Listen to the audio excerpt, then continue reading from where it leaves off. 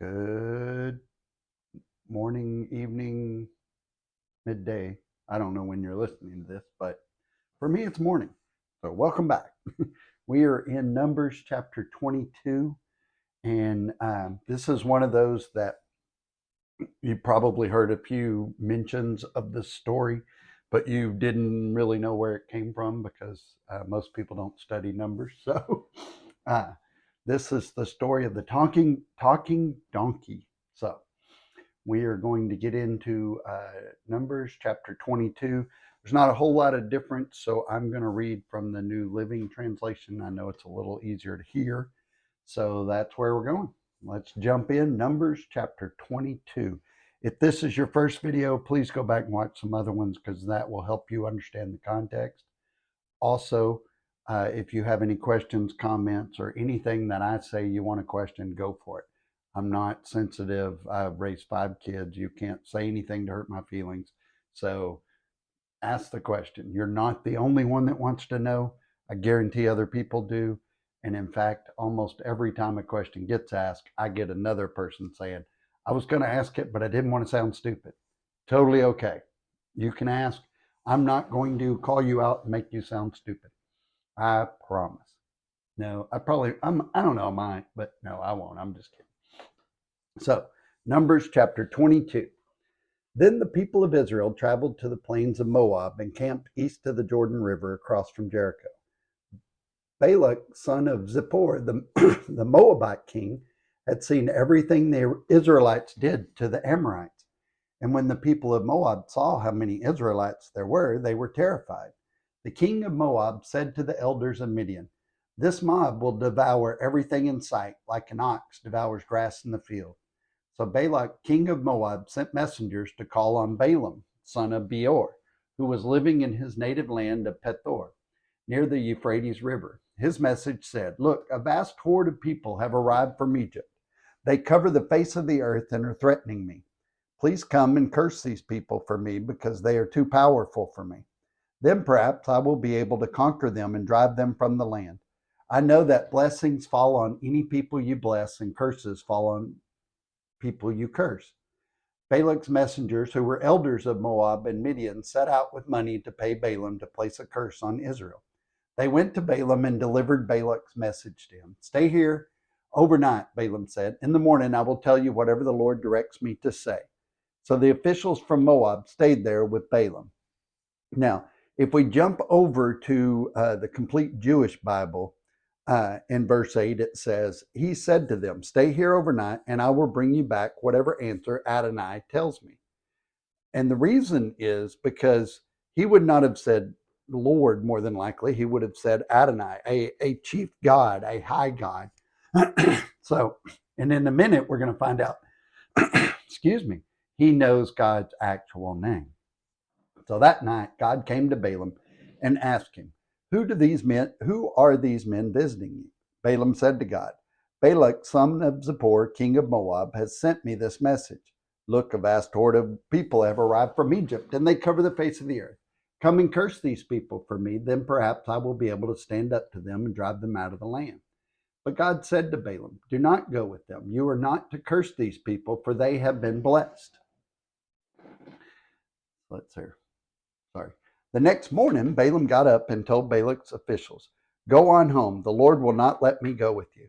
So the Moabite officials returned to King Balak and reported, Balaam refused to come with us. Then Balak tried again. This time he sent a larger number of even more distinguished officials than those he had sent the first time. They went to Balaam and delivered this message to him. This is what Balak, son of Zippor, says. Please do not let anything stop you from coming to help me. I will pay you very well and do whatever you tell me. Just come and curse these people for me. But Balaam responded to Balak's messages. Even if Balak were to give me his palace filled with silver and gold, I would be powerless to do anything against the will of the Lord my God. But stay here one more night, and I will see if the Lord has anything else to say to me. So if we jump over to verse 19 in the complete Jewish Bible, it says, Now please, you two, stay here tonight so that I may find out what else Adonai will say to me.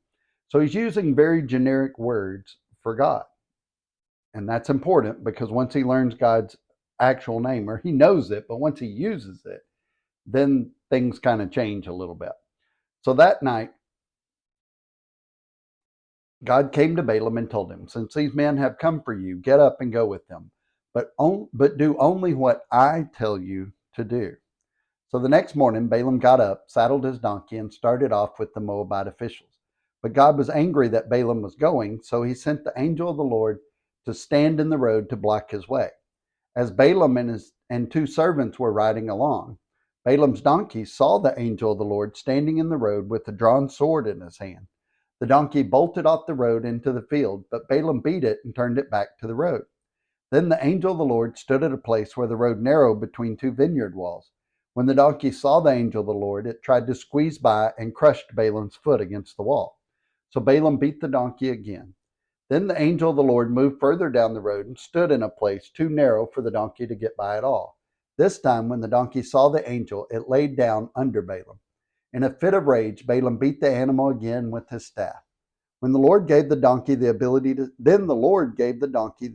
to speak. What have I done to you that deserves your beating me 3 times? It asked Balaam. You have made me look like a fool, Balaam shouted. If I had a sword with me, I would kill you. But I am the same donkey you have ridden all your life, the donkey answered. Have I ever done anything like this before? No, Balaam admitted. Then the Lord opened Balaam's eyes, and he saw the angel of the Lord standing in the roadway with a drawn sword in his hand. Balaam bowed his head and fell face down on the ground before him. Why did you beat your donkey those 3 times? The angel of the Lord demanded. Look, I have come to block your way because you are stubbornly resisting me. 3 times the donkey saw me and shied away. Otherwise, I would certainly have killed you by now and spared the donkey. Then Balaam confessed to the angel of the Lord, I have sinned. I didn't realize you were standing in the road to block my way. I will return home if you are against my going. And one of those important points there is if you're aware of who God is and you're studying his word and you have a close relationship, you would recognize this angel of the Lord standing in front of you not to go somewhere. So that's really important. Sometimes you think, well, how would I know? Well, you would know because you would read, you would study, and you would pray, and you would understand what an angel of the Lord standing in front of you represented or what it was. So, uh, but the angel of the Lord told Balaam, go with these men, but say only what I tell you to say. So Balaam went on with Balak's officials. When King Balak heard that Balaam was on his way, he went out to meet him at the Moabite town on the Arnon River at the farthest border of his land. Didn't I send you an urgent invitation? Why didn't you come right away? Balak asked Balaam. Didn't you believe me when I said I would reward you richly? Balaam replied, look, now I have come, but I have no power to say whatever I want. I will speak only the message that God puts in my mouth. Then Balaam accompanied Balak to Kiriath Huzoth, where the king sacrificed cattle and sheep. He sent portions of the meat to Balaam and the officials who were with them. The next morning, Balak took Balaam up to the Barmoth Baal. From there, he could see some of the people of Israel spread out below him.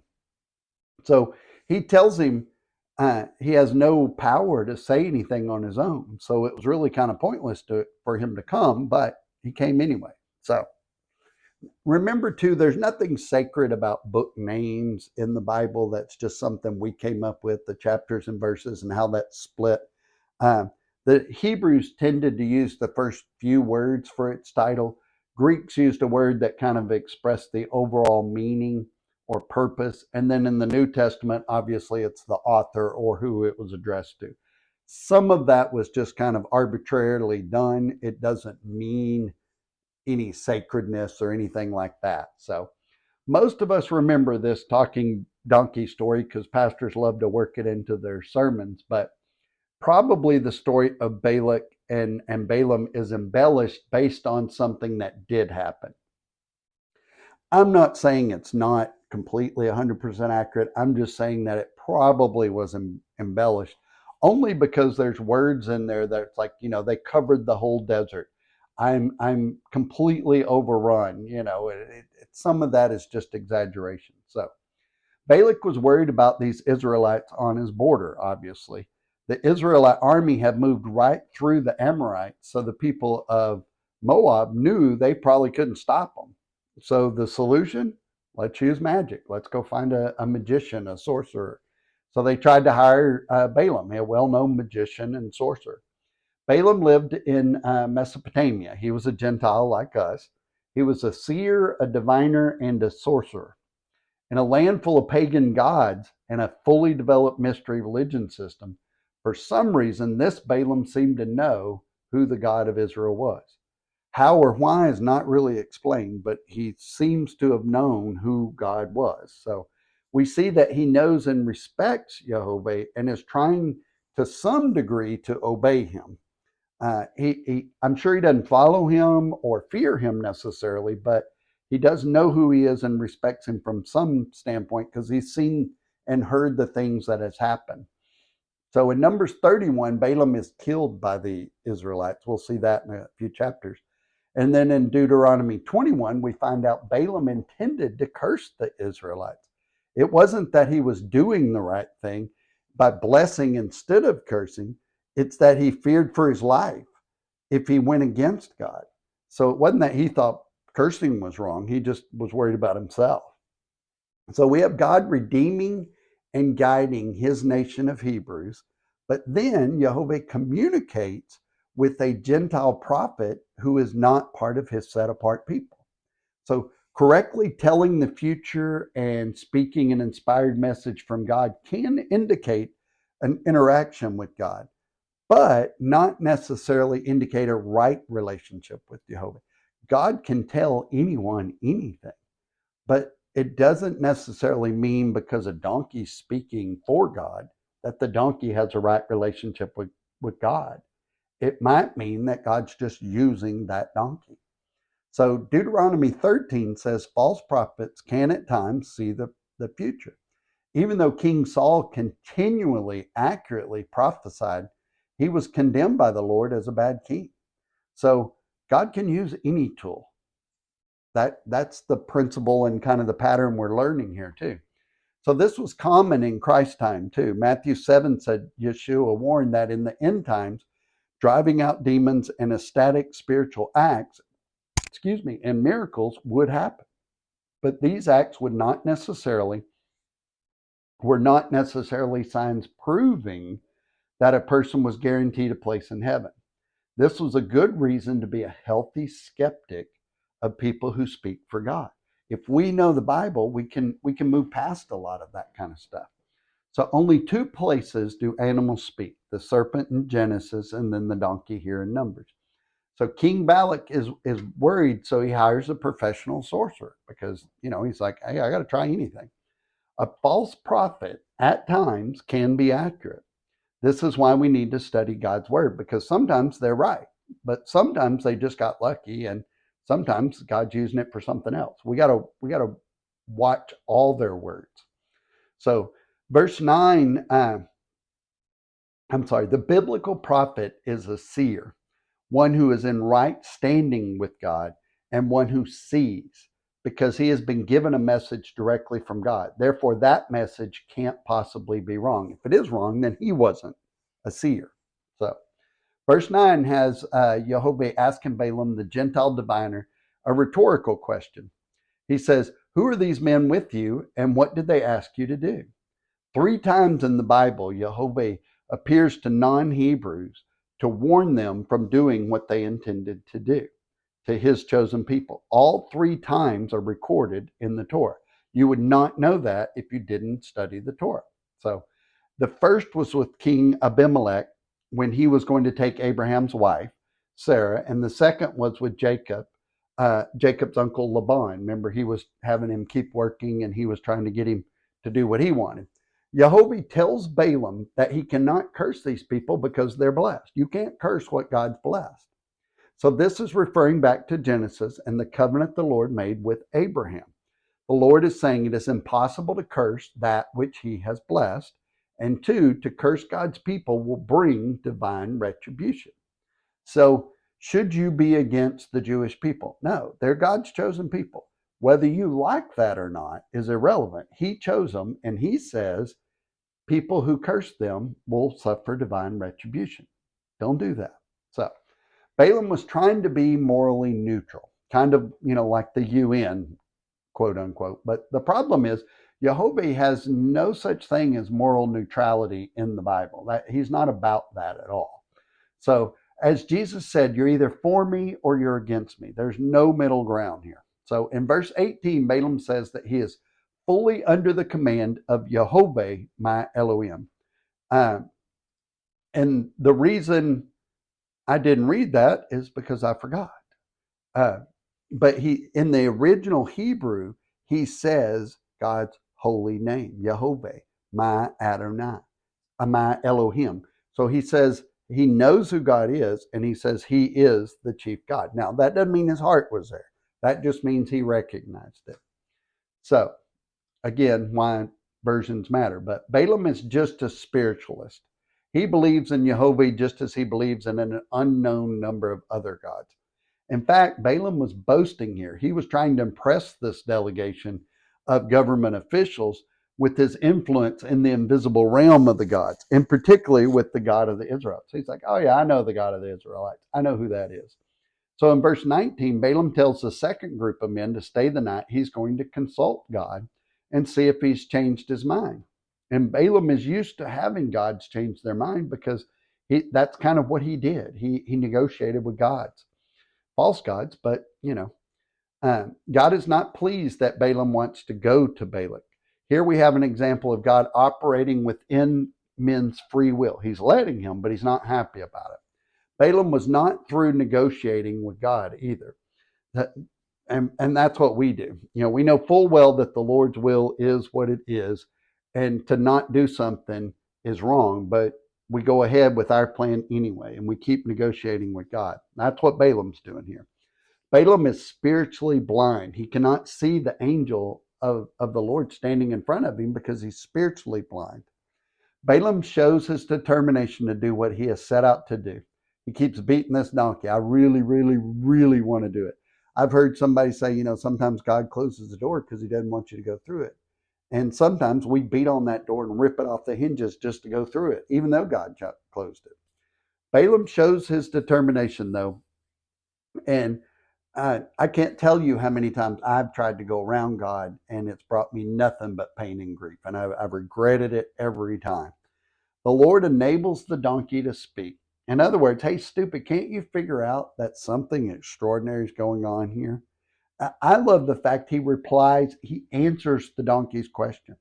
How dumb must he have felt when he's talking to a donkey? But, the Lord points out that if it weren't for the donkey doing the right thing, the Lord would have used that sword on Balaam. It's like, had that donkey, the one you think stupid and worthless, had not done that, I would have killed you. So Balak's concern was not whether this curse would work, but whether Balaam actually do it. That's what he wanted. A curse was only effective when the cursed person or object was in view. That's why he kept taking him to see everybody. And this was just tradition, halakha, normal custom in that time, just like we have today. We have certain customs and traditions. And even though they don't make sense looking back sometimes, right now we look at them, we think, oh, that makes sense that we do that. But maybe we need to re-examine that. That's how we started this Bible study too, is we need to know why we believe what we believe. And can you defend that? And I think a majority of Christians cannot. And we need to be able to. The only way to do that is to study God's word, which is what you're doing. You're doing phenomenal. You are achieving more than most people do on their walk with Christ. And I'm so proud of you. Keep it going. Love God, love people, and change the world.